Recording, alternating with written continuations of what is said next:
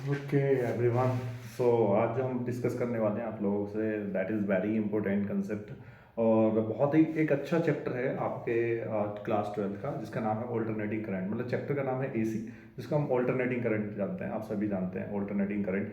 But आप सब ये जो क्लास 12 में सबसे पहले हम इस चैप्टर के बारे में यहाँ पे ही आके हम ऑल्टरनेटिंग करंट के बारे में डिस्कस करते हैं। इससे पहले हम कहीं पे भी ऑल्टरनेटिंग करंट के बारे में डिस्कशन नहीं होता है।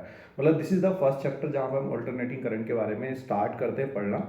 और इससे पहला जो चैप्टर होता है ईएमआई, ईएमआई में हम बनाना सीखते हैं ऑल्टरनेटिंग करंट को, और वहाँ से हमें दो इक्वेशन मिलते हैं। और वहाँ पे जो हमारी वोल्टेज की इक्वेशन आ जाती है वहाँ पे, और जो लास्ट टॉपिक आता है ईएमआई का, इसको बोलते हैं अल्टरनेटिंग जनरेटर। जनरेटर से हम वोल्टेज बनाना, करंट बनाना ऑल्टरनेटिंग करंट का सीखते हैं, और उसका डिस्कशन पूरा ऑल्टरनेटिंग करंट का वो हम करते हैं चैप्टर नंबर 7 में, जिसका नाम है ऑल्टरनेटिंग करंट। और ईएमआई में हम करंट बनाना सीख जाते हैं। वहां से हमें दो इक्वेशन मिलती है, V equal to V naught sine omega T और I equal to I naught sine omega T. जो आज का जो कंसेप्ट है उसमें मैं कुछ इंपॉर्टेंट क्वेश्चन लेके आया हूँ जो आपको पता होने चाहिए, बनाने आने चाहिए। अब ये क्वेश्चन आप तभी बना पाओगे जब आपको ऑल्टरनेटिंग करंट के सारे कंसेप्ट पता होंगे। अदरवाइज अगर नहीं पता है तो आप इन क्वेश्चनों को नहीं बना पाओगे। चलिए स्टार्ट करते हैं इस पहले क्वेश्चन से। ओके, स्टार्ट करते हैं पहला क्वेश्चन। सो स्टार्ट हो रहा है। तो फर्स्ट क्वेश्चन में अगर आप देखें तो हमें क्या क्या गिवन है ये हमें पता होना चाहिए। अगर हम देखें तो फर्स्ट क्वेश्चन जो है हमारा, ये है जनरेटर का केस से, और आपको पता होगा वो ट्रांसफार्मर के केस से। तो ट्रांसफार्मर आप इसी चैप्टर में आगे ट्रांसफार्मर पढ़ते हैं। ट्रांसफार्मर अगर आपने नहीं पता है पूरी तरीके से तो आप इस क्वेश्चन को नहीं बना पाओगे। तो इसलिए ट्रांसफार्मर का कंसेप्ट आपको आना चाहिए पहले से इस चैप्टर क्वेश्चन को बनाने के लिए। अब ये क्वेश्चन में बोला क्या गया है ये समझते हैं। आप power station generate 40 kilowatt of power at 40 volt. अब इसके लिए जनरेटर का कंसेप्ट आना बहुत जरूरी है। अब बात आती है जनरेटर क्या कंसेप्ट है, आप सब मेन जनरेटर कह रहा हूँ, ट्रांसफार्मर का कंसेप्ट आपको आना बहुत जरूरी है। ट्रांसफार्मर का कंसेप्ट क्या है कि ट्रांसफार्मर एक ऐसी डिवाइस होती है जिसका काम क्या होता है, वोल्टेज का कन्वर्जन, या तो वो हायर से लोअर कन्वर्ट करेगी या लोअर से हायर कन्वर्ट करेगा। तो दो काम है इसके ट्रांसफार्मर का। आप कभी you are curious so many times के ट्रांसफार्मर होता क्या है एक्चुअली में। तो ट्रांसफार्मर हमारे जनरल लाइफ में बहुत ज्यादा यूज होता है, डे टू डे लाइफ में यूज होता है। तो एक ऐसी डिवाइस है इसका काम जस्ट क्या करना है, वोल्टेज का कन्वर्जन करना। या तो वो वोल्टेज को लोअर से हायर करेगा या हायर से लोअर करेगा, बस दो ही काम है हमारे ट्रांसफार्मर के, लोअर से हायर या हायर से लोअर। तो नॉर्मली आपने सुना भी होगा कि हाँ हमारा ट्रांसफार्मर को क्या इलेक्ट्रिसिटी नहीं आ पाएगी। इसके पीछे का मेन कारण यही होता है कि ट्रांसफार्मर कन्वर्जन कर रहा है।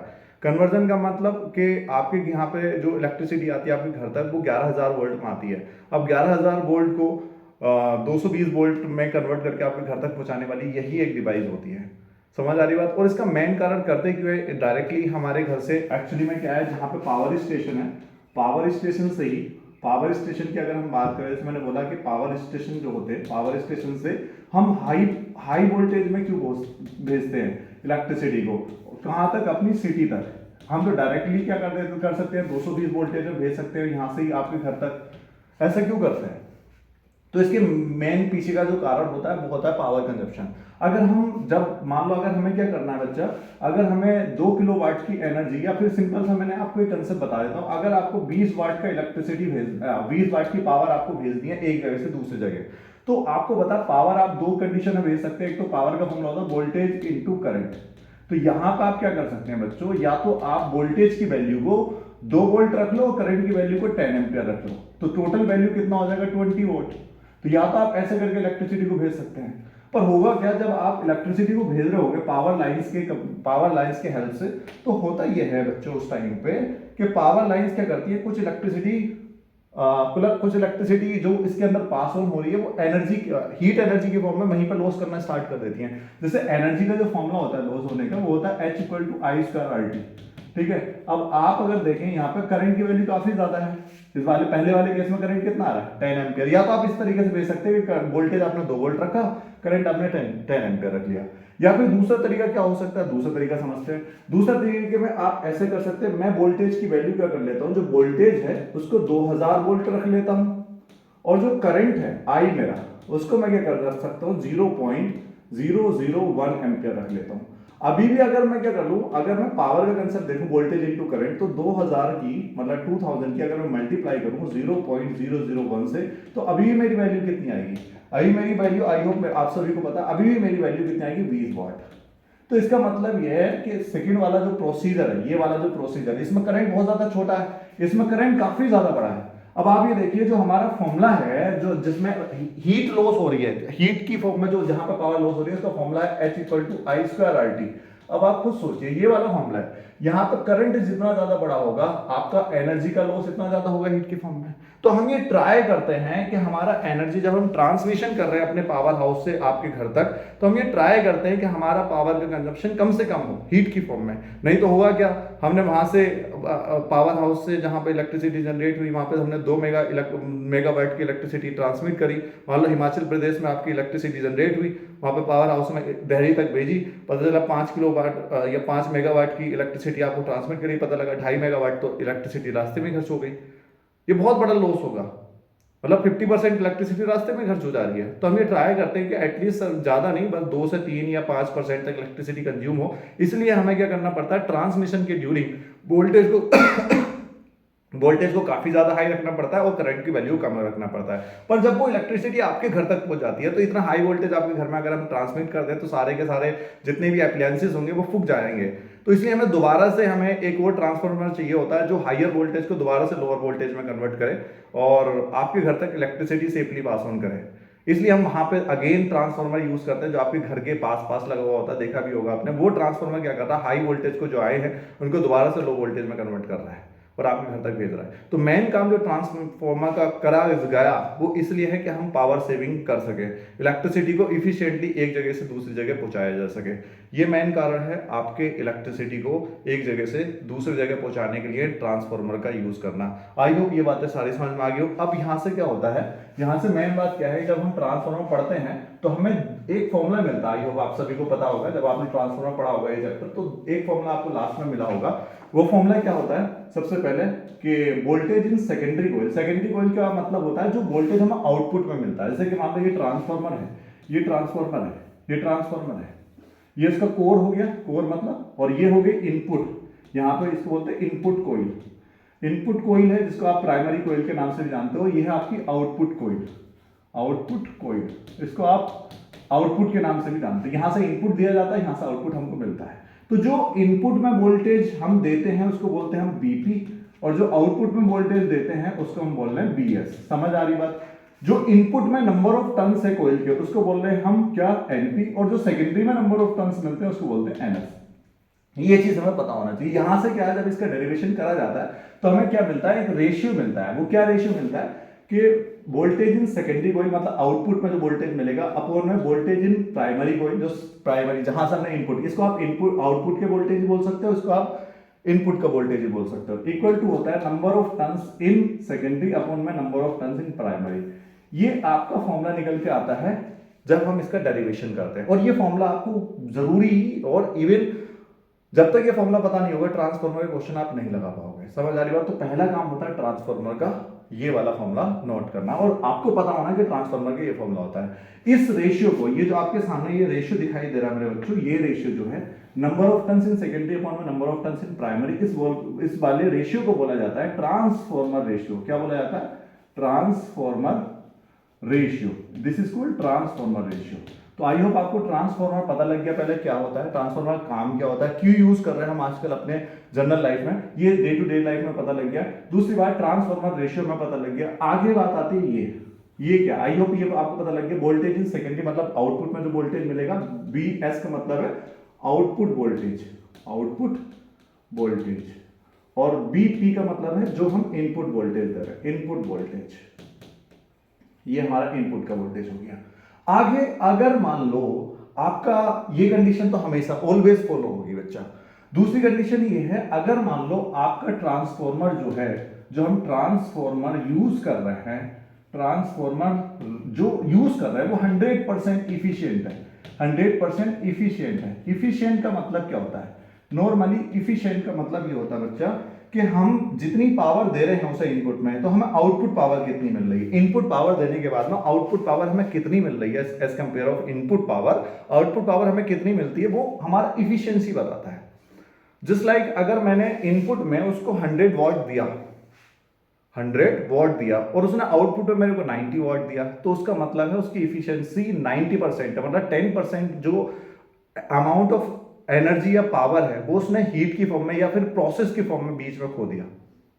समझ रहे ना। 100% इफिशिएंट का मतलब कि जितनी हमने इनपुट पावर दी है, इनपुट पावर जो है हमारी वो किसके बराबर है, आउटपुट पावर के बराबर है, आउटपुट पावर के बराबर है। ये बात ध्यान रखना, अगर हमारी इनपुट पावर आउटपुट पावर के बराबर है तो हमारा जो भी ट्रांसफार्मर होगा वो इफिशिएंट होगा। पर ऐसा आइडियली पॉसिबल नहीं है। इस ऐसे ट्रांसफार्मर को हम आइडियल ट्रांसफार्मर बोलते हैं। क्या ये पॉसिबल है? तो सिंपल सी बात है, थर्मोडायनेमिक्स हमें ये बताती है कि कोई भी आज तक ऐसी कोई भी डिवाइस नहीं बनी जो 100% इफिशिएंट हो। वो जितनी एनर्जी ले या जितनी पावर ले स्टार्टिंग में, इतनी ही पावर हमको दे। ऐसी कोई आज तक आप आइडियली कोई डिवाइस जनरली नहीं बना सकते। हाइपोथेटिकल डिवाइस बना सकते हो, हाइपोथेटिकली मान के बना सकते हो, बट जनरली ऐसा नहीं। हमारा अभी तक जो इफिशियंसी हमें मिल पाई है ट्रांसफॉर्मर के लिए, वो मैक्सिमम टू मैक्सिमम हमें जो अभी तक इफिशियंसी मिल पाई है वो है 95%। ट्रांसफॉर्मर के लिए 95% तक, टिल 95% तक हमें एफिशिएंसी मिल गई है ट्रांसफॉर्मर की, जिससे कि हम 95% तक ट्रांसफॉर्मर की एनर्जी एक फेज से इनपुट से आउटपुट तक ट्रांसफर कर सकते हैं। आई होप यहां तक क्लियर हो गई बात। अब यहां से इफिशियंसी के बेसिस पे आई होप आपको जो चीजें पता लगी है, इफिशियंसी के बेसिस पे जो आपको चीजें पता लगी है वो क्या क्या है कि हमारी जितनी इनपुट आउट इतनी आउट। यहां से हमें एक और रेशियो मिलता है मेरे बच्चों। वो रेशियो क्या होता है, VS अपॉन में BP equal to IP upon में IS। ये एक और मिलता है फॉर्मूला। अब ये फॉर्मूला तभी यूज करना है जब आपको ये बात बोल दे कि वो ट्रांसफॉर्मर 100% इफिशिएंट है। ये फॉर्मूला तभी यूज करना है। अब यहां से आप लगा लो, इनपुट पावर है वोल्टेज इनटू करंट। स्टार्टिंग में इनपुट में बीपी आ जाएगा, यहाँ पे इनटू आईपी आ जाएगा, इधर को क्या आ जाएगा, बीएस इनटू आईएस। दोनों का रेशियो निकाल दो, ये निकल जाएगा।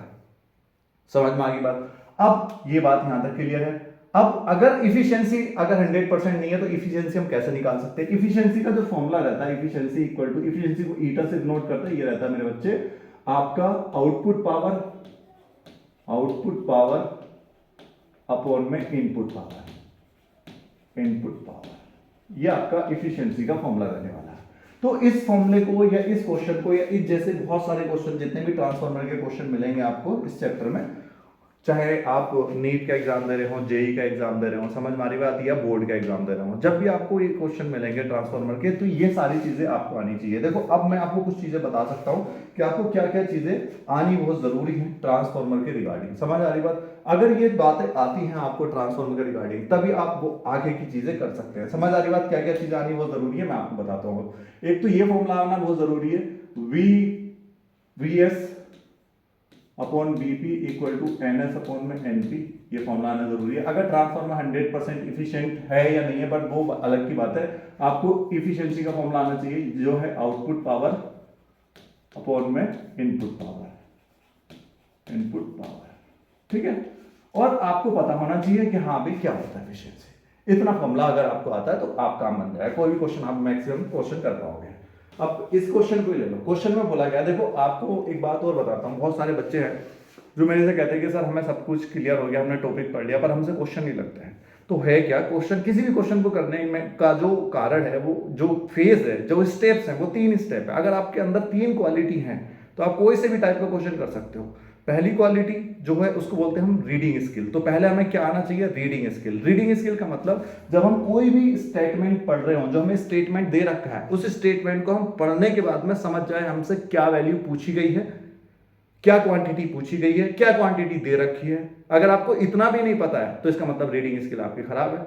आप क्लास 12th में आ गए, 11th में आ गए, जेई की तैयारी कर रहे हैं, नीट की तैयारी कर रहे हैं, और आपकी रीडिंग स्किल बेकार है, तो आपका, मुझे लगता है कि सीबीएसई में आप कितने बचपन से क्लास नर्सरी से आप सीबीएसई में पढ़ रहे हैं, इंग्लिश पढ़ते हुए आ रहे हैं।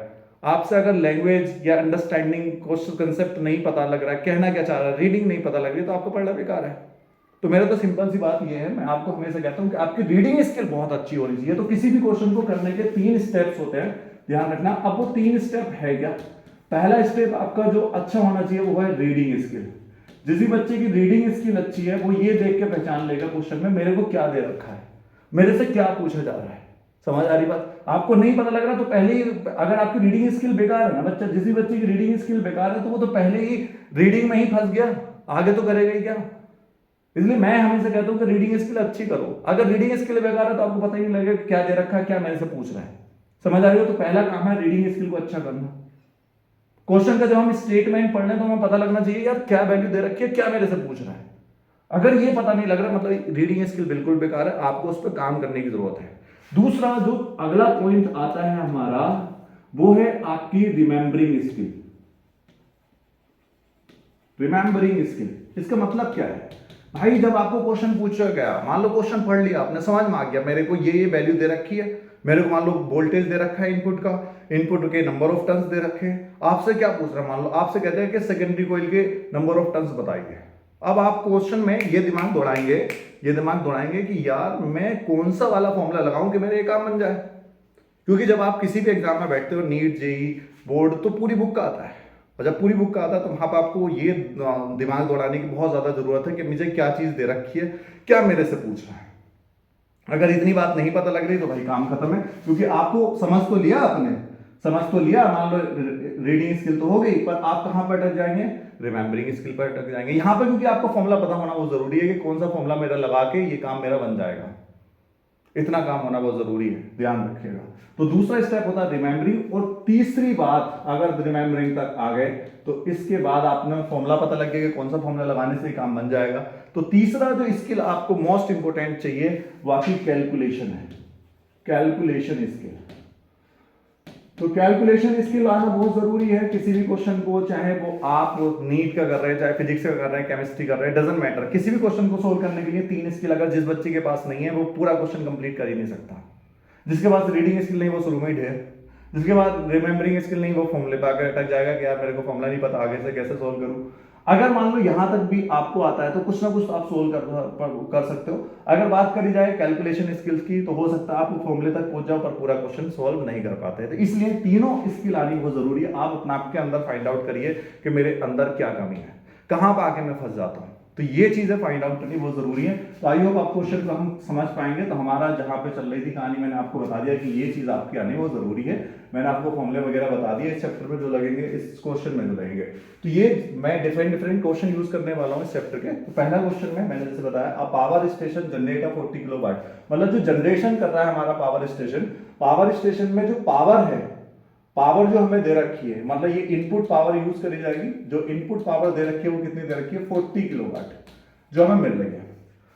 और पावर एट 40 वोल्ट, मतलब जो वोल्टेज ये चार्ज 40 किलोवाट तो जनरेट हो रही है इलेक्ट्रिसिटी। अब कितने वोल्टेज पे जनरेट हो रही है, वो कितना वोल्टेज दे रखा है हमें, कितने वोल्टेज पे, 400 वोल्ट पे। तो हमारा जो वोल्टेज है इनपुट वाला, इनपुट वोल्टेज, इसकी वैल्यू कितनी दे दी हमें, 400 वोल्ट दे दी है। आगे क्या कह रहा है, एंड 100 एम्पियर। और करंट की वैल्यू जो है, जो आई दे रखा है इनपुट वाला, इनपुट को आप नॉर्मली आपको मैंने बताया प्राइमरी बोलते हो, तो आप आईपी भी लिख सकते हैं, इसको भी आईपी लिख सकते हो बीपी करके। तो आईपी की वैल्यू कितनी दे दी, 100 एम्पियर। आगे कह रहा है let the length of the transmission wire be 2 kilometre, मतलब जो लंबा, जहां तक हमें ट्रांसमिशन करना है, लंबाई जो है ट्रांसमिशन की वो कितनी दे दी हमारी, 2 किलोमीटर विद रेजिस्टेंस ऑफ 2 ओम, मतलब 2 किलोमीटर लंबे वायर की जो रेजिस्टेंस है वो कितनी है, 2 ओम है। अब आपको क्या कह रहे हैं, find the power loss during the transmission के ड्यूरिंग हमारी कितनी पावर लॉस होगी, आपको ये बताना है सबसे पहले। तो आधा क्वेश्चन तो यहां पे खत्म हो गया। अगर इस क्वेश्चन में हमें क्या बताना, पावर लॉस बताना है पहले, पावर लॉस किस रेट में हो रहा है या कितना पावर लॉस हो गया हमें। तो सबसे पहले आप ये देखें जो पावर हम ट्रांसमिट कर रहे हैं वो कितनी है, 40 किलोवाट। अब किसने वोल्टेज पे कर रहे हैं, 400 वोल्ट, करंट कितना, इतना। अब आपको ये बता रहे भैया पावर कितनी लॉस हो रही है, ठीक है। तो पावर लॉस बता देंगे, हमारा सिंपल है, पावर लॉस का फॉर्मूला क्या, P = I² × R। समझ आ रही बात। कभी भी किसी भी रेजिस्टेंस में जो पावर लॉस का फॉर्मूला होता है I²R, जिसको हम पावर डिसिपेशन के नाम से भी जानते हैं। तो जब हम ये फॉर्मूला लगाएंगे तो आपकी करंट की वैल्यू, कितने करंट किस रेट से ट्रांसमिशन हो रहा है, यहाँ पे करंट की वैल्यू आप सभी को दे रखी है। आई होप यहां तक आपको क्लियर है, कोई कंफ्यूजन तो नहीं है यहां तक, ओके। अब आपके करंट की वैल्यू कितनी, 100 और स्क्वायर है तो 2 टाइम्स आपका 100 आ गया। आर की वैल्यू कितनी दे रखी है, रेजिस्टेंस कितना है, 2 ओम का रेजिस्टेंस, दैट इज 2 ओम। तो आर की वैल्यू यहाँ पे कितनी आ गई बच्चा, आर की वैल्यू 2, तो यहाँ पे आप 2 रख सकते हैं। तो यहां पर अगर आप देखेंगे मेरे बच्चों तो वैल्यू कितनी आ गई 2 into 10 to the power 4, 2 into 10 to the power 4। अब 2 इंटू 10 टू द पावर 4 को कितना लिख सकते हैं, यहाँ पे है किलोवाट। अब इसको क्या हम किलोवाट में कन्वर्ट कर सकते हैं, क्या मैं इसको ऐसे लिख सकता हूँ 20 इंटू 10 टू द पावर 3, और 10 टू द पावर 3 की वैल्यू क्या होती है किलो, 10 टू द पावर 3 को क्या बोलते हैं किलो, तो ये वैल्यू कितनी हो गई 20 किलोवाट। तो अब आप ये बताइए, अगर देखो यही मैं बता रहा था, अगर हम ट्रांसफॉर्मर यूज नहीं करते, मान लो यहाँ पे ट्रांसफॉर्मर यूज नहीं करा गया, कितनी पावर कितनी जनरेट करी जा रही है, ये 40 किलोवाट, कितने एम्पियर में भेजा जा रहा है भैया करंट 100 एम्पियर में, कितनी खर्च हो गई, सिर्फ 2 किलोमीटर में कितना खर्च हो गया, 2 किलोमीटर में कितना खर्च हो गया, आधी पावर तो 2 किलोमीटर में खर्च हो गई, 40 किलोवाट भेजी थी, 20 किलोवाट रास्ते में खर्च हो गई, सिर्फ 2 किलोमीटर में, 4 किलोमीटर में तो पूरी खर्च हो जाएगी। फिर करोगे क्या आप उसका, समझ पा रहे हैं आप कुछ? So that is a condition, इसलिए ट्रांसफार्मर का यूज कराया था, और इस करंट की वैल्यू को कम से कम रखा जाता है जितनी ये बड़ी है। तो पावर ट्रांसमिशन से दो इतना हो गया, 40 किलोवाट से 2 किलोवाट बच गया। अब आगे क्या बोला गया अगले क्वेश्चन में, एक क्वेश्चन तो यहां तक हो गया, अगला क्वेश्चन बोला गया what will be the power loss if the generation voltage is step up to a 4000 volt. अगर हम क्या कर दें, ये जो 400 वोल्ट में भेजा जा रहा था पहले, अब कितना वोल्टेज पे स्टेप अप कर दिया जाए, इसको बढ़ा के वोल्टेज को बढ़ा दिया जा रहा है। इस बार जब वोल्टेज को बढ़ा दिया जा रहा है तो करंट कम हो जाएगा, तो कितना कर दिया जाता है भैया 4000 वोल्ट कर दिया जाता, तो बताइए करंट कितना रह जाएगा। तो क्वेश्चन ये है अब आगे, तो चलिए इतनी बात तो हमारी क्लियर हो गई, पावर लॉस यहाँ पे पता लग गया। अगला क्वेश्चन देख लेते हैं इसके अगले ही, आगे क्या बोला जा रहा है मेरे बच्चे, जो आपको पावर दे रखी थी, जो आपको पावर दे रखी थी, पावर कितनी दे रखी थी, ये 40, ये तो ना 40 किलोवाट, ये 40 किलोवाट पर इस बार जो वोल्टेज की वैल्यू रखी जाती है वो 4000 वोल्ट रखी जाती है। तो पहले हमें करंट निकालना पड़ेगा भाई, करंट कितना जाएगा, तो नॉर्मली आप सभी निकाल सकते हैं 4 किलोवाट, 4 पावर का फॉर्मूला क्या होता है, वोल्टेज इनटू करंट। तो मैंने आपको बताया कि अगर हम वोल्टेज बढ़ाएंगे तो करंट की वैल्यू क्या हो जाएगी कम, तो इस बार वोल्टेज बढ़ा दिया गया, पावर कितना 40 इंटू 10 टू द पावर 3। अब आप बताइए वोल्टेज कितना रखा गया है, ये 4 इंटू 10 टू द पावर 3, इसको ऐसे लिख सकते हो 4000 वोल्ट है तो 4 into 10 to the power 3 into current, इससे पूरा खत्म, इससे ये 10, तो आई की वैल्यू कितनी आ गई बच्चे बताइए 10 एम्पियर। पिछली बार करंट कितना था 100 एम्पियर, अब इस पे कितना है, अगर हम 100 वोल्ट लेंगे, 100 वोल्ट पर अगर इतनी पावर ट्रांसमिशन कराएंगे तो करंट की वैल्यू ये रहेगी। अगर हम 4000 वोल्ट पर कराएंगे पावर का ट्रांसमिशन तो करंट की वैल्यू कितनी रहेगी, सिर्फ 10 एम्पियर। अब इस वाले केसेस में आपका पावर लॉस कितना रहेगा हमें ये देखना है। तो पावर लॉस इस बार घट जाएगा, पिछली बार क्या रहा 20 किलोवाट पावर लॉस आ रहा था बहुत बड़ा, तो अब हमारा पावर लॉस कितना हो जाएगा P equal to I square R, और P इक्वल टू आई की वैल्यू आप सभी को पता है कितनी है, ये 10 के स्क्वायर कितना हो जाएगा 100 इंटू आर, तो कितना आ गया सिर्फ कितना है बताइए 20 वाट। पिछली बार कितना आ रहा था बताइए, आप खुद बताइए पिछली बार कितना आ रहा था, पिछली बार आ रहा था बेटा 2 किलोवाट, वो 2 किलोवाट 20 किलोवाट, 20 किलोवाट का मतलब समझते हैं 20,000 वाट। इस बार सिर्फ कितना आया 200 वाट। यही तो कारण है ट्रांसफार्मर यूज करने का। पहले चीजों को समझो, हमेशा क्वेश्चन को करने को ट्रांसफार्मर का मतलब समझो, ट्रांसफार्मर हम यूज क्यों करते हैं, मेन कारण क्या है ट्रांसफार्मर यूज करने का। मैं हमेशा कहता हूं कि फिजिक्स को एक्चुअली समझो क्या हो। चलिए यहां तक आई होप आपको क्लियर हो गया, ये वाला पूरा क्वेश्चन आपको क्लियर हो गया, कोई कंफ्यूजन तो नहीं है इसमें, नहीं। ओके नेक्स्ट देखते हैं भाई अगला क्वेश्चन। नेक्स्ट क्वेश्चन, अगर हम इस क्वेश्चन की बात करें तो क्या हमसे ये क्वेश्चन कहना चाह रहा है समझते हैं। तो इस क्वेश्चन का मेन कंसर्न जैसे मैंने आपके सामने बताया कि हमें समझना पड़ेगा क्या क्या क्वेश्चन दे रखा है। तो क्वेश्चन है 8, क्योंकि मैंने कुछ सिलेक्टिव क्वेश्चन यहाँ पे लिए हैं आपको समझाने के लिए, ओवरऑल जिससे कि सारे कंसेप्ट भी हम समझ जाए, क्वेश्चन लगाना भी हमें आ जाए, सारा चीज देखेंगे। क्वेश्चन में बोला गया a device X is connected to an AC source of V equal to V naught sine omega T. मतलब जो हमारा एक एसी डिवाइस है और एक ऐसा डिवाइस है जिसका नाम ले दिया गया एक्स, नाम ले दिया गया, उस डिवाइस को इन्होंने एक्स बोला है। और यहाँ पे जो वोल्टेज प्रोवाइड करा जाता है, जो हम वोल्टेज इनपुट दे रहे हैं, वोल्टेज इनपुट की वैल्यू है V equal to V naught sine omega T, ये हमारा इनपुट वोल्टेज को प्रोवाइड करा है। तो करंट हमें कितना मिलता है, करंट हमें मिलता है मेरे बच्चों I equal to I naught sine omega T minus के पाई बाई 2, ये हमारा इतना हमें करंट मिलता है। The variation of voltage current and power in one cycle is show in the following graph. इस ग्राफ में हमें करंट का भी साइकिल है, वोल्टेज का भी साइकिल है और पावर का साइकिल भी है। ठीक है, तीनों साइकिल इसमें दे दिए गए हैं। देख रहे हैं आप यहाँ पे इस वाली साइकिल को इन्होंने किस नाम से जाना गया, इस वाली साइकिल को इन्होंने बोला है ए। ठीक है, दूसरी एक और साइकिल है मेरे बच्चों, यहाँ पे एक और साइकिल है ये वाली, इसको इन्होंने एक और नाम दिया गया है, इस वाली साइकिल को नाम दिया गया है सी। समझ आ रही बात। और एक और साइकिल है यहाँ पे आपके सामने, ये वाली साइकिल को इन्होंने बोला है क्या, इस वाली साइकिल को इन्होंने बोला है बी। अब हमसे क्या पूछा गया है, पहला क्वेश्चन हमसे पूछा गया है इस वाले बेसिस के बेसिस पर अगर हम चले तो पहला क्वेश्चन जो हमसे करा गया है इसके बेसिस पे वो क्या है, आइडेंटिफाई द डिवाइस एक्स। आप डिवाइस एक्स को बताइए कौन सी डिवाइस होगी। आपको बता देता हूं एलसीआर मतलब नॉर्मली अल्टरनेटिंग करंट के केस में जब हम अल्टरनेटिंग करंट पढ़ते हैं तो तीन ही डिवाइस आती हैं, या तो रजिस्टर होगा, ठीक है, एक इंडक्टर आता है और एक क्या आता है तीसरा कैपेसिटर आता है। ये तीन डिवाइस हमारी यूज करी जाती है इस पूरे अल्टरनेटिंग करंट के चैप्टर में। अब हमें यह आइडेंटिफाई करना है कि इन तीन डिवाइस में से कौन सी डिवाइस यहां पे यूज हो रही है जिसकी वजह से हमें करंट की इक्वेशन, ये वाली वोल्टेज की इक्वेशन देने पे हमें करंट की ये वाली इक्वेशन मिली। हमारी कौन सी डिवाइस यूज हो रही है हमें ये बताना है। देखते हैं, काफी सिंपल क्वेश्चन है, देखते हैं। तो हमारे पास हमें ये देख के पता लग रहा है, मैं कुछ बता देता हूं, आप खुद ही आंसर बता देंगे इसका।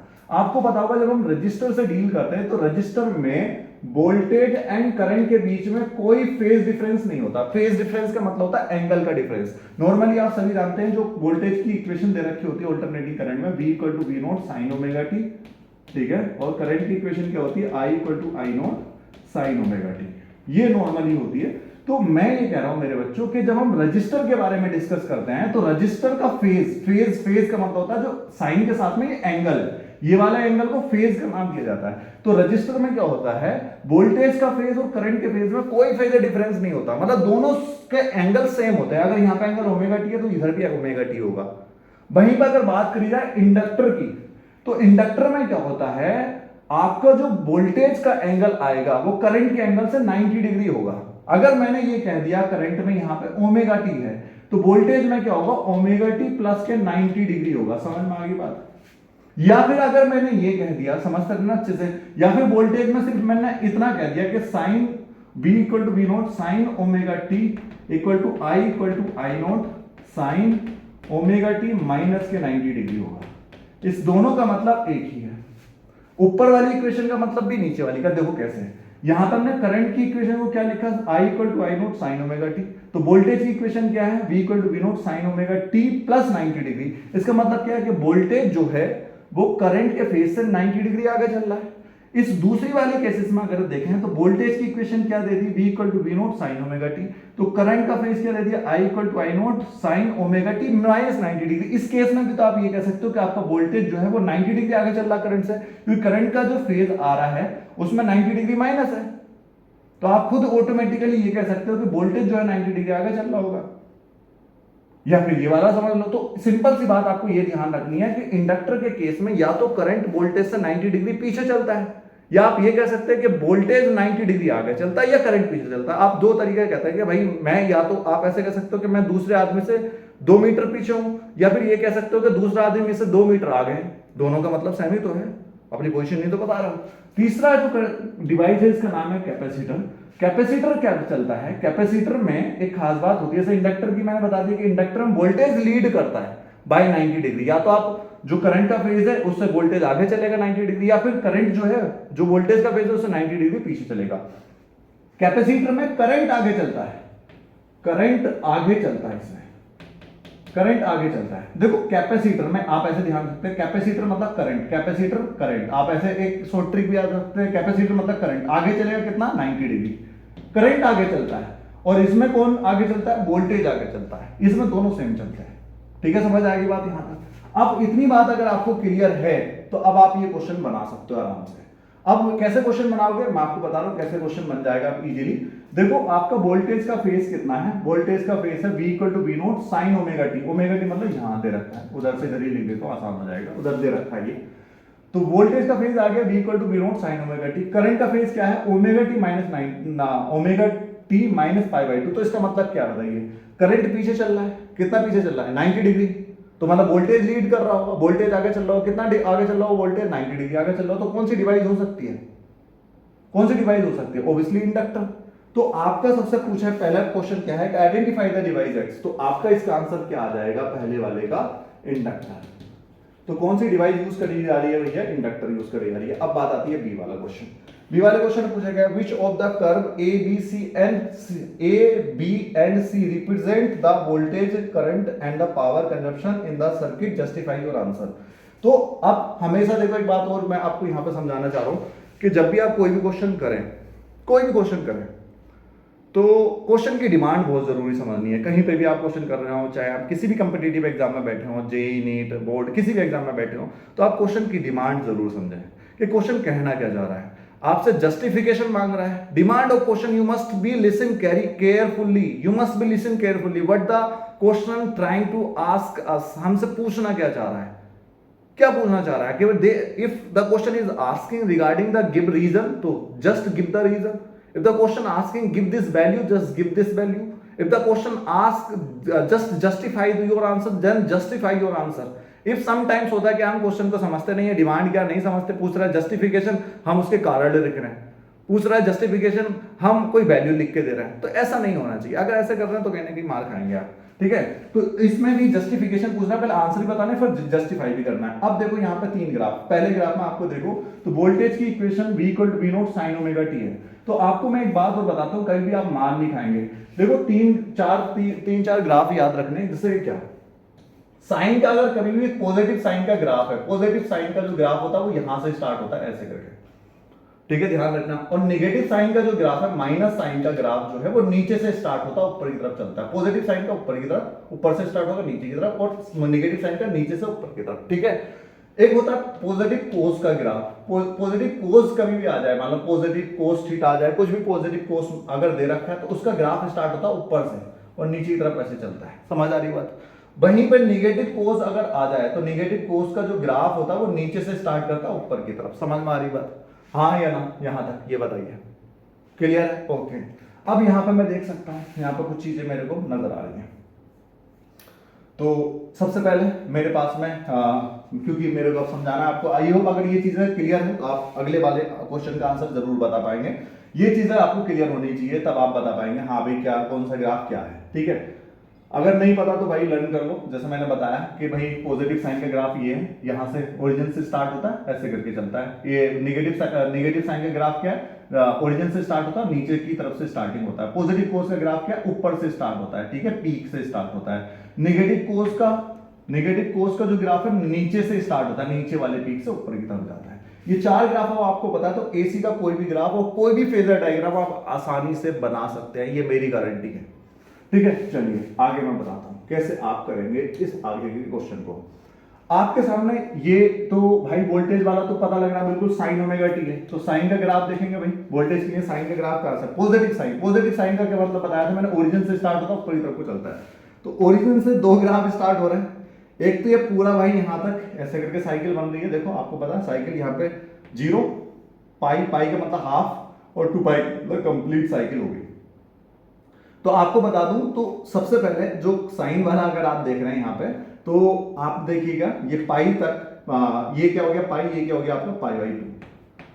अब आप ये बताइए, खुद सोचिए, पॉजिटिव साइन है, साइन की सबसे बड़ी वैल्यू कब मिलेगी, जब हमारा एंगल 90 डिग्री हो। एंगल कितना हो, अरे भाई साइन ओमेगा टी, कब सबसे बड़ी वैल्यू मिलेगी हमें, ओरिजिन पे दो ग्राफ मिल रहे हैं ना, यहाँ पे दो ग्राफ मिल रहे हैं कि नहीं ओरिजिन पे, जब दो ग्राफ मिल रहे हैं हमें ओरिजिन पे, तो सबसे बड़ी वैल्यू कब मिलेगी बताइए, सबसे बड़ी वैल्यू कब मिलेगी, जब हमारे ओमेगा टी की वैल्यू कितनी हो 90 डिग्री। अब 90 पे सबसे बड़ी वैल्यू देख लो आप, कौन सा वाला ग्राफ बैठ रहा है, ए बैठ रहा है या बी बैठ रहा है, आप बताइए, खुद बताइए, बी बैठ रहा है।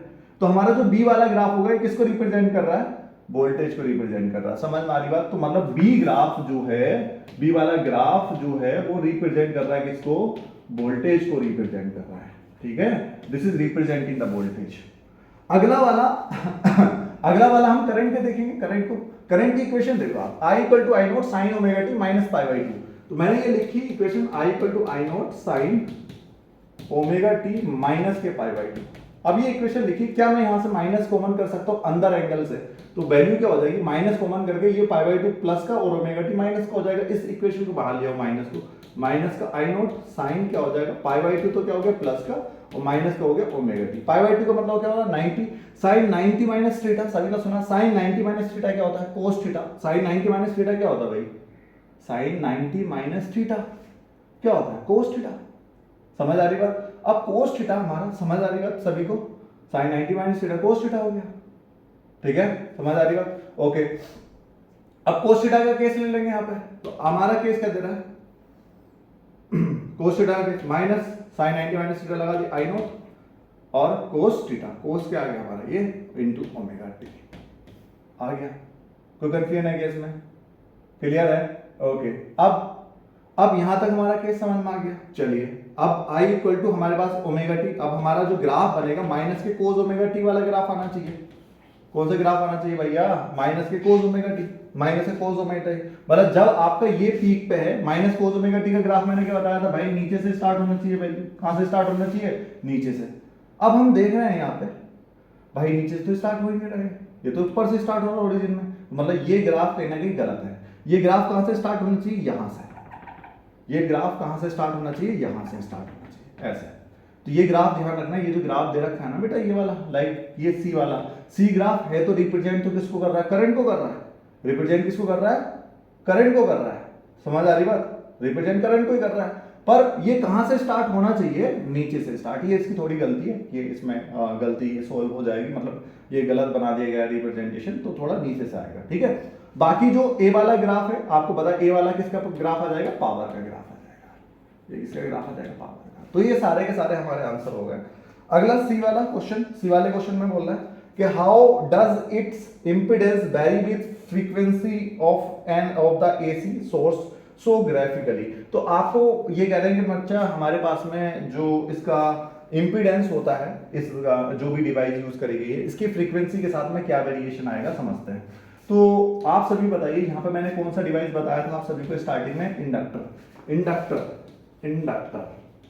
इंडक्टर का जो रेजिस्टेंस होता है, इंडक्टर को ऐसे रिप्रेजेंट करते हैं, सभी को पता है। इंडक्टर का इंडक्टेंस L होता है। इसका जो रेजिस्टेंस होता है, इंडक्टर के रेजिस्टेंस को क्या बोला जाता है, इंपीडेंस बोला जाता है। समझ आ रही बात। इसकी वैल्यू क्या होती है, एक्सएल होती है। क्या होती है, एक्सएल। मतलब इंडक्टर के रेजिस्टेंस की वैल्यू क्या बोला जाता है, एक्सएल।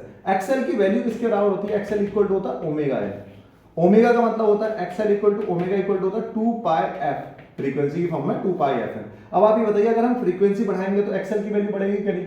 तो आप इस वाले का ग्राफ बना सकते हैं आराम से। कैसे ग्राफ बनाएंगे, ये बना दिया भाई, इधर की तरफ को मैंने ले लिया फ्रीक्वेंसी, इधर की तरफ को ले इस साइड में लिया मैंने एक्सएल। ये अगर मैं फ्रीक्वेंसी को बढ़ाता हूं तो लगातार मेरा एक्सएल रिप्रेजेंटेशन पे देखो ग्राफ के फॉर्म में लगातार बढ़ेगा कि नहीं, बताइए खुद बताइए, फ्रीक्वेंसी बढ़ाने पे एक्सएल बढ़ेगा कि नहीं, ऑब्वियसली बढ़ेगा। तो ये सब हो गए हमारे तीनों क्वेश्चन। ठीक है, आगे इसके बाद अगला क्वेश्चन देख लेते हैं। चलिए नेक्स्ट क्वेश्चन है हमारा ये, और क्वेश्चन में क्या बोला गया है, sinusoidal voltage of peak value of 230 volt and the frequency of 50 hertz is applied to the source of LCR circuit in which R equal to 3 ohm, L equal to 25.48 millihenry and C equal to 496 microfarad. Find impedance of the circuit. दूसरा बोल रहा है phase difference between the voltage across the source and the current. आगे क्या बोल रहा है, the power dissipation in the circuit and the power factor. ये सारी चीजें मेरे से पूछी गई हैं और समझते हैं हमें क्या क्या चीजें हमारे फॉर्म में दे रखी हैं। चलिए हम कैसे कैलकुलेट कर सकते हैं। तो मैं तरीका बता रहा हूं, आप तरीका इसको यूज करके, उस तरीके को यूज करके आप खुद ये वैल्यू खुद भी कैलकुलेट कर सकते हैं।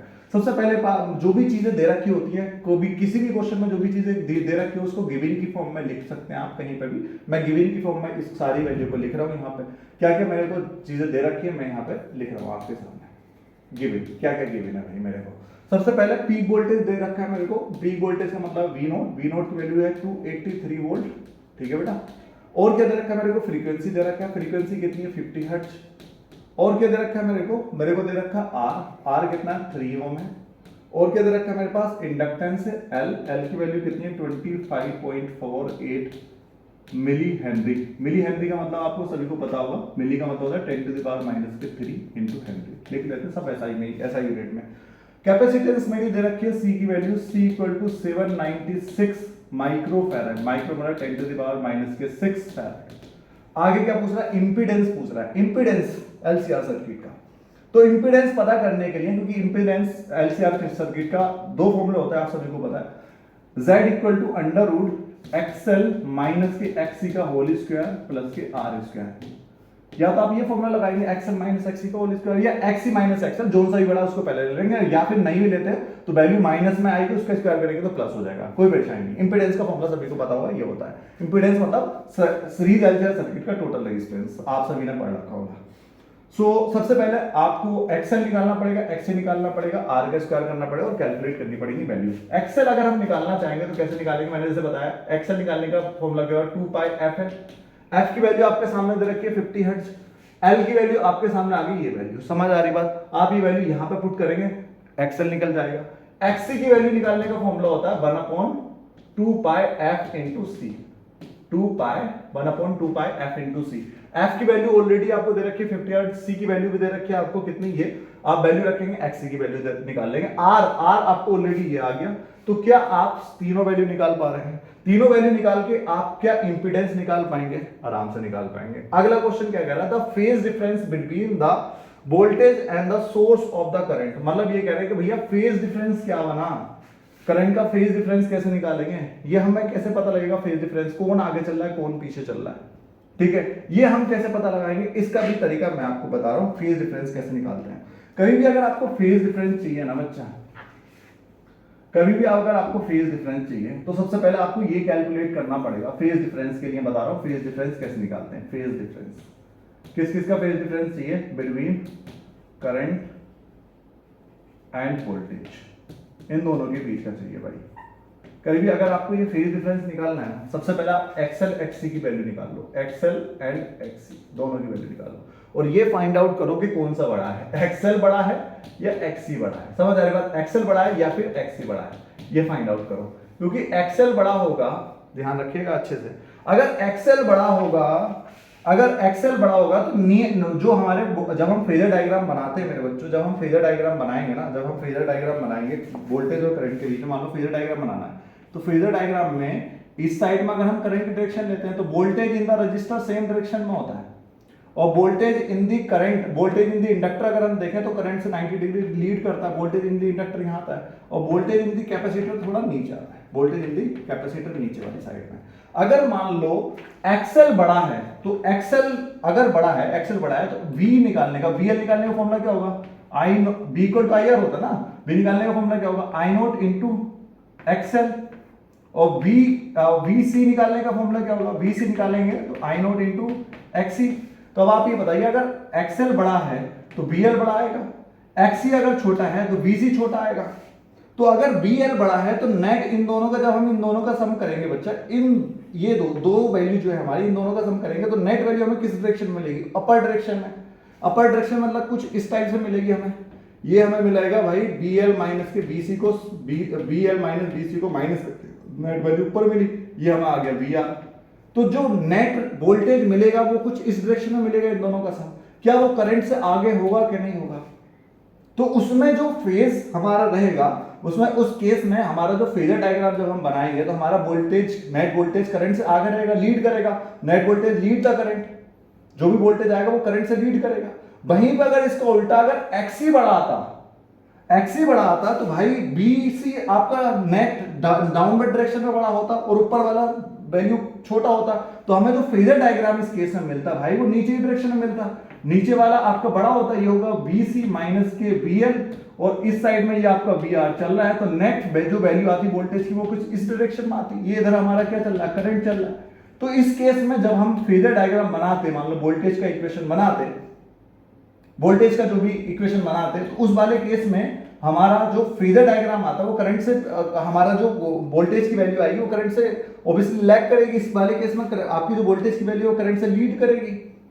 अब वैल्यू कैसे निकालना है, तो पहले जैसे इसमें बोला कि भाई कितना, तो पहले मैंने बताया वी नोट एल आराम से निकाल सकते हैं, और कितना लीड या कितना लैग करेगा उसके लिए आप ये वैल्यू निकाल सकते हैं फाई की। समझ आ रही है, फेज बताना ना, बस फेज का मतलब है फाई निकालने का सिंपल आसान फॉर्मूला, ये तो मैंने पूरी इक्वेशन का केस बता रहा हूं, क्योंकि कंसेप्ट बता रहा हूं, मैं रटने का तरीका वैसे ही बता सकता था। अगर आपको ये फाई निकालना है, फेज निकालना, तो फेज निकालने का सिंपल तरीका होता है क्या, मैं आपको फॉर्मूला भी बता देता हूं, tan phi equal to XL minus के एक्सी अपॉन में आर। अगर एक्सएल बड़ा है तब, और अगर एक्सी बड़ा है तब tan phi इक्वल टू हो जाएगा XC माइनस के XL अपॉन में R, उस केस में ये हो जाएगा। ठीक है, समझ आ रही बात? इस केस में आपका ये कहानी होगा, ये आपका दूसरा वाले क्वेश्चन आप इस तरीके से सोल्व कर सकते हैं। ठीक है, तीसरा क्वेश्चन में बोला गया क्या, the power dissipated in the circuit. भाई पावर डिसिपेशन बताना सर्किट में क्या होगा। पावर डिसिपेशन का फॉर्मूला आई होगा आपको सभी को पता होगा। Power dissipation in the circuit, power dissipation मतलब पावर जो खर्च हो रही है हमारे सर्किट के अंदर, सर्किट में जो पावर खर्च हो रही है। तो पावर डिसिपेशन का अगर कंसेप्ट अगर हम बताएं आपको कि पावर डिसिपेशन क्या आएगा, क्या वैल्यू होगी पावर डिसिपेशन की, कहां पे खर्च हो रही है, तो मैं आपको बता दूं जो भी करंट मेरे बच्चों, जो भी करंट कैपेसिटर और इंडक्टर में जाता है वहां पे कोई भी पावर खर्च नहीं होती। मान लो इस वाले अगर ये करंट, ये इंडक्टर, ये कैपेसिटर, ये रेजिस्टर, इंडक्टर और कैपेसिटर में जो भी करंट जाता है यहाँ पे इस वाले करंट को बोला जाता है वॉटलेस करंट। रीजन क्या है, इनमें जाने वाले इंडक्टर और कैपेसिटर में जाने वाले करंट को वॉटलेस करंट क्यों बोलते हैं, क्योंकि जब भी कोई करंट इंडक्टर या कैपेसिटर में जाता है तो पावर कंजप्शन जीरो रहता है। पावर कंजप्शन जीरो होने का मेन कारण क्या है मैं आपको बता देता हूँ। पावर का फॉर्मूला जो रहता है इसमें VRMS IRMS cos phi, ये फॉर्मूला रहता है। अब इसको बोला जाता है cos phi को पावर फैक्टर, क्या बोला जाता है, पावर फैक्टर। पावर डिसिपेशन पूछा है कि भाई पावर डिसिपेशन बताइए, हमारे साथ सर्किट ये है सामने, पावर डिसिपेशन पूछ लिया। ये पावर फैक्टर जो होता है, इस फाई की वैल्यू आपको याद होगा, फाई का मतलब होता है phase difference between voltage and current. ये वाला फाई जो है, ये कोस फाई पूरा पावर फैक्टर और फाई आपका फेज डिफरेंस है। इस फेज डिफरेंस की वैल्यू 90 डिग्री होती है, किसके लिए, इंडक्टर और कैपेसिटर के लिए। जब हम यहाँ पे कोस 90 रखते हैं तो पूरा पावर यहाँ पे इंडक्टर और कैपेसिटर के लिए बिल्कुल जीरो आ जाता है। अगर सिर्फ ये बचा हमारा क्या, रजिस्टर के लिए ये वैल्यू फाई की क्या होती है, जीरो। मैंने आपको पहले ही बताया था कि जो रजिस्टर होता है इसमें वोल्टेज और करंट दोनों सेम डायरेक्शन में चलते हैं। जब दोनों सेम डायरेक्शन में चलते हैं, अगर यही वैल्यू हम यहाँ पर रखेंगे कोस जीरो, तो कोस जीरो की वैल्यू सबसे बड़ी आएगी। तो सिर्फ पावर डिसिपेशन किसमें होगा, रजिस्टर में, समझ रहे ना। तो रजिस्टर में जब आप निकालेंगे पावर डिसिपेशन, इसकी वैल्यू तो 1 हो गई, तो P इक्वल टू कितना आ जाएगा, VRMS IRMS। समझ आ रही बात, VRMS और IRMS। VRMS की वैल्यू हमारे सामने ये दे रखी है, ऑब्वियसली पीक वो बी नोट है, बी नोट की वैल्यू दे रखी है, तो इस बी नोट से VRMS निकाल लेंगे। सॉरी, बी नोट से VRMS निकालने का तरीका आपको पता ही होगा, VRMS इक्वल टू क्या होगा, बी नोट अपॉन √2। यहां से VRMS निकाल लिया। अगर आपको IRMS चाहिए तो IRMS इक्वल टू क्या होगा, बी नोट अपॉन में नेट रेजिस्टेंस Z निकालने का तरीका हमने शुरू में बताया था, Z equal to √XL minus के XC का होल स्क्वायर प्लस के R का होल स्क्वायर, ये बताया था मैंने। यहां से Z की वैल्यू पुट करेंगे, IRMS आ जाएगा, IRMS वैल्यू यहाँ पे पुट करेंगे तो नेट पावर आ जाएगी। समझ में आ गई बात, ये तरीका क्लियर हो गया, पावर पता लग गया कैसे निकालेंगे। आगे पूछा है मेरे बच्चों पावर फैक्टर, क्या पूछा है, पावर फैक्टर। भाई पावर फैक्टर आराम से निकाल सकते हैं आप। पावर फैक्टर कैसे कैलकुलेट करेंगे समझते हैं। पावर फैक्टर नॉर्मली मैंने आपको बताया था अभी कि कोस फाई को पावर फैक्टर बोला जाता है, कोस फाई को पावर फैक्टर। आपके फाई की वैल्यू निकाली होगी, कैसे निकालने हैं फाई की वैल्यू, मैंने आपको बताया कि भाई पहले आपको ये चेकआउट करना है कि XC माइनस XL हो रहा है, या मतलब पहले तो आपको ये चेकआउट करना है सबसे पहली बात कि XL बड़ा आया है आपका, ग्रेटर आया XL ग्रेटर आया या XC ग्रेटर आया है। ये अगर आपको पता लग गया है, ये अगर आपको पता लग गया तो अब आपको फेजर डायग्राम बनाने में कोई आसानी, बहुत ज्यादा आसानी हो जाएगी। फिर अगर एक्सेल बढ़ाया होगा तो आपको फेजर डायग्राम कुछ ऐसे बनेगा, एक्सेल माइनस की XC और इधर R आ जाएगा, ये आपका 5 हो जाएगा। ठीक है, अगर XC बड़ा होगा तो नीचे ऐसा आ जाएगा XC माइनस की XL और ये आपका R आ जाएगा, फेजर डायग्राम ये बन जाएगा। तो यहां से आप cos फाई की वैल्यू निकाल सकते हैं आराम से। cos फाई निकालेंगे भाई, cos फाई निकालेंगे, Z आपने निकाल रखा होगा, ये Z होता है, ये Z। तो cos फाई अगर आप इस पे निकालेंगे, cos फाई इक्वल टू क्या हो जाएगा, मतलब ये बेस अपॉन हाइपोटेन्यूस। अरे बेस अपॉन हाइपोटेन्यूस, बेस क्या होगा, ये R, हाइपोटेन्यूस हो गया Z, मतलब R/Z। आराम से okay, cos phi equal to R/Z, यही पावर फैक्टर होता है। आराम से सारी क्लियर होगी बात है। नेक्स्ट अगला क्वेश्चन, चलिए भाई नेक्स्ट क्वेश्चन क्या है हमारा, ये CBSE 2016 का क्वेश्चन है। क्वेश्चन में क्या बोला गया समझते हैं। 2 microfarad capacitor, 100 ohm resistor and 8 handy inductor are connected in the series with an AC source। तो क्वेश्चन में बोला गया मेरे बच्चों आपसे कि हमारे पास में 2 माइक्रोफैरेड का कैपेसिटर है और 100 ओम का रजिस्टर है और 8 हेनरी का इंडक्टर है, are connected in series with AC source. सारे एक सीरीज में कनेक्ट है एसी सोर्स, मतलब एलसीआर सर्किट बन गया पूरा। आगे क्या बोल रहे हैं, what should be the frequency of such that current in the circuit is maximum, मतलब वो फ्रीक्वेंसी बताइए जो इस सर्किट में मैक्सिमम करंट पैदा कर सके, and what this frequency called, इस फ्रीक्वेंसी को किस नाम से जाना जाता है। बहुत आसान क्वेश्चन है, आपको सभी को पता होगा, आपके एलसीआर सर्किट की, एलसीआर सर्किट की कंडीशंस होती हैं, क्या कंडीशन होती है समझते हैं। एलसीआर सर्किट की क्या कंडीशन होती है, 3 कंडीशन में बनता है। एक वो वाला केस जब आपका एक्सेल बड़ा हो, मतलब एक्सेल मतलब रेजिस्टेंस ऑफ द इंडक्टर, एक वो केस जिसमें आपका इंडक्टर का रेजिस्टेंस बड़ा हो, एक्सेल तो बड़ा हो गया, दूसरे में कैपेसिटर का रेजिस्टेंस बड़ा हो, तीसरा केस होता है जब दोनों के रेजिस्टेंस आपस में बराबर हो, उस कंडीशन को बोलते हैं रेजोनेंस कंडीशन। रेजोनेंस कंडीशन में रेजिस्टेंस सबसे ज्यादा छोटी होती है, जब रेजिस्टेंस सबसे ज्यादा छोटी होती है, जब रेजिस्टेंस सबसे ज्यादा कम है, रेजोनेंस में होती है सबसे ज्यादा कम रेजिस्टेंस, तो करंट हमारा सबसे ज्यादा मैक्सिमम मिलेगा। तो ऑब्वियसली आपका जो फ्रीक्वेंसी है, जिस फ्रीक्वेंसी पे सबसे ज्यादा मैक्सिमम करंट मिलेगा, वो फ्रीक्वेंसी कौन सी होगी, रेजोनेंस फ्रीक्वेंसी। कौन सी फ्रीक्वेंसी बच्चों, रेजोनेंस फ्रीक्वेंसी। रेजोनेंस फ्रीक्वेंसी का फॉर्मूला क्या होता है, F = 1/2 पाई √LC, ये आपका फॉर्मूला आ गया रेजोनेंस फ्रीक्वेंसी का, LC, ठीक है, F = 1/2 पाई √LC। यहाँ पे आपको L वगैरह, ये आपका इंडक्टर की वैल्यू, ये आपके कैपेसिटर की वैल्यू यहाँ पे दे रखी है, ये दोनों वैल्यू यहाँ पे पुट करेंगे, हमारा वैल्यू निकल के आ जाएगा फ्रीक्वेंसी का। और इस फ्रीक्वेंसी को किस नाम से पूछा गया, ये पूछ रहे हैं, इस फ्रीक्वेंसी को किस नाम से जाना जाता है, रेजोनेंस फ्रीक्वेंसी के नाम से। अगला क्वेश्चन इसी में पूछा जा रहा है कि if the peak value of EMF of the source is 200 voltage, अगर हम पीक वैल्यू को, पीक बी नोट की वैल्यू कितनी दे दी है, 200 वोल्ट दे दी है, फाइंड द मैक्सिमम करंट। अगर हमें पीक वैल्यू, पीक वोल्टेज ये है तो मैक्सिमम करंट क्या होगा, तो आराम, ये भी आराम से निकाल सकते हो। कैसे निकाल सकते हो भाई, देखो, जब सबसे पहले मैक्सिमम करंट की वैल्यू पूछी गई है, तो मैंने आपको बताया कि जब हमारा रेजोनेंस पे चलती है कहानी, तो एक्सएल एक्ससी के बराबर हो जाता है, और पूरे सर्किट में जो रेजिस्टेंस काम करता है वो सिर्फ रजिस्टर का करता है, उस टाइम पे जेड किसके बराबर हो जाता है, आर के बराबर होता है। तो इस केस में अगर हमें करंट निकालना है, तो करंट निकालने के लिए भैया बी नोट वो दे दिया, तो बी नोट आपका 200 आ गया, अपोन में net resistance I = V by R आता है, नेट रेजिस्टेंस की वैल्यू Z की वैल्यू किसके बराबर आ गई, R के, R की वैल्यू हमें दे रखी है 100 यहाँ पर रखेंगे, I की वैल्यू आ जाएगी 2, समझ आ गई बात, 2 एम्पियर आ जाएगी ना, 100 रख के यहाँ पे आंसर आ जाएगा 2 एम्पियर, समझ में आ गई बात। चलिए अगला कंसेप्ट, इसी में अगला क्वेश्चन क्या बोला गया, draw the graph showing variation of amplitude of circuit current with change frequency of applied voltage in the series LCR circuit for two different value of the resistance R1 and R2, R1 is greater than R2। आपको ये तो मैंने बता दिया कि resonance frequency पे current हमारा सबसे ज्यादा, अगर मैं फ्रीक्वेंसी वर्सेस रेजिस्टेंस का ग्राफ बनाऊं, फ्रीक्वेंसी वर्सेस रेजिस्टेंस का ग्राफ बनाऊं, रेजिस्टेंस का इंपीडेंस का ग्राफ अगर मैं बनाता हूं, इंपीडेंस का ग्राफ अगर मैं बनाता हूं, इधर को फ्रीक्वेंसी, इधर जेड का ग्राफ, तो जेड सबसे ज्यादा, सॉरी, जेड सबसे ज्यादा छोटा हमें मिलेगा रेजोनेंस फ्रीक्वेंसी पे, मतलब ये जो फ्रीक्वेंसी होगी वो रेजोनेंस फ्रीक्वेंसी होगी सबसे ज्यादा छोटा।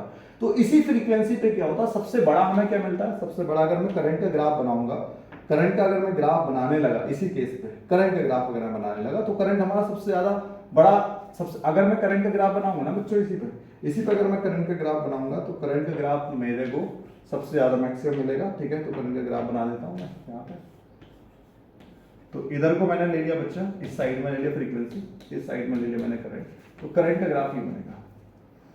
अब करंट का ग्राफ हमें सबसे ज्यादा करंट कहां पे मैक्सिमम मिलेगा, देखो जैसे मैंने बताया रेजिस्टेंस सबसे ज्यादा छोटा रेजोनेंट फ्रीक्वेंसी पे, तो I = V by R। जब भाई कोई वैल्यू सबसे ज्यादा छोटी रेजोनेंस फ्रीक्वेंसी मिल रही है, तो उस केस पे करंट भी तो सबसे ज्यादा पीक मिलेगा। तो इस वाले केस पे आपकी फ्रीक्वेंसी सबसे, इस वाली फ्रीक्वेंसी सबसे ज्यादा मैक्सिमम करंट। पर जब ये मैक्सिमम होता है तो मेरे बच्चों आप खुद बताइए, I = मैंने बताया V by Z होता है, Z की वैल्यू किसके बराबर आती है, R की। तो भैया मैक्सिमम तो मिल रहा है करंट, पर भैया मैक्सिमम करंट इस बात पे डिपेंड करेगा कि LCR सर्किट में R की वैल्यू क्या है। R की वैल्यू जितनी ज्यादा छोटी होगी, आपका करंट इतना ज्यादा पीक होगा।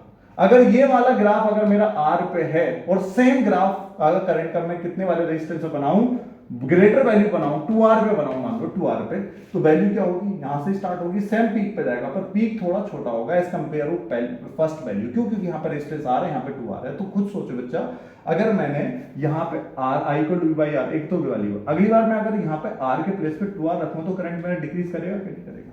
अगर मैं 3R पे करता हूं तो और ज्यादा छोटा मिलेगा। ये मान लो 2R पे मिल गया, ये वैल्यू मान लो मेरी किस पे आई है, 3R पे, तो छोटा मिलेगा कि नहीं। अब यहाँ पे सेम टू सेम ग्राफ खुद बना लोगे कि नहीं। R1 ग्रेटर है तो R1 छोटा नीचे हो जाएगा, मान लो ये हो जाएगा आपका R1 की वैल्यू। ये वाला ग्राफ मान लो आप किसके लिए रिप्रेजेंट कर सकते हो, ये वाला रिप्रेजेंट कर सकते हो किसके लिए, R1 के लिए, ये किसके लिए कर सकते हो, R2 के लिए, क्योंकि R2 छोटा है, छोटा रेजिस्टेंस है तो बड़ा करंट। डन, समझ आ गई बात? ओके, अगला क्वेश्चन देखते हैं। सिर्फ लास्ट क्वेश्चन बोला गया, define the term sharpness of the resonance, under what condition does a circuit became more selective. आपको ये बताना भाई कि शार्पनेस ऑफ रेजोनेंस क्या कहलाती है। शार्पनेस ऑफ रेजोनेंस जो डिफाइन करती है हमारी, वो डिफाइन करती है क्वालिटी फैक्टर। क्या डिफाइन करता है? Quality factor. एक टर्म होता है क्वालिटी फैक्टर, और वो हमें ये बताता है कि किसी भी रेजोनेंस में हमारी जो शार्पनेस है, ये वाली शार्पनेस, ये बताया था ना, ये वाली शार्पनेस, ये कितनी ज्यादा ग्रेटर है। समझ आ रही बात? ये करंट हमारा जो मिल रहा है हमें वर्सेस फ्रीक्वेंसी, ये कितना ज्यादा शार्प है, और जितना ज्यादा शार्प होता है हमारा इतना अच्छा रेजोनेंस बनता है। समझ आ रही बात? तो इसको बोलते हैं क्वालिटी फैक्टर। क्वालिटी फैक्टर का जो फॉर्मूला मिलता है हमें वो होता है 1/r√L/c। ये हमारा फॉर्मूला मिलता है क्वालिटी फैक्टर का।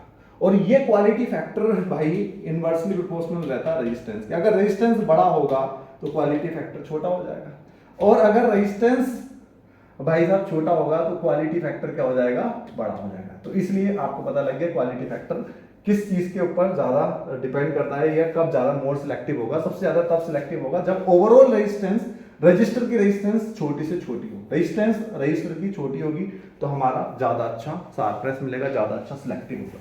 ठीक है, डन। ओके, एक और क्वेश्चन, लास्ट क्वेश्चन है ये आज का, फिर इसके बाद में कहानी खत्म। आज के लास्ट क्वेश्चन की बात और कर लेते हैं। क्या बोल रहा है हमारा लास्ट क्वेश्चन, समझते हैं भाई।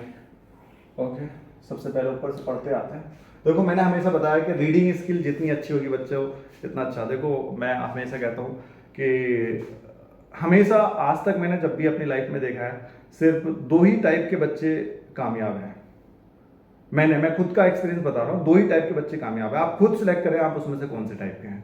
एक तो वो बच्चे जो अपनी फैमिली को नेक्स्ट स्टेप पर लेके जाना चाह रहे हैं, मतलब आगे बढ़ाना चाह रहे हैं, और उनके पास में पढ़ाई के अलावा दूसरा रास्ता नहीं है कि पढ़ाई से अपनी फैमिली को आगे नेक्स्ट स्टेप तक लेके जा सकते हैं।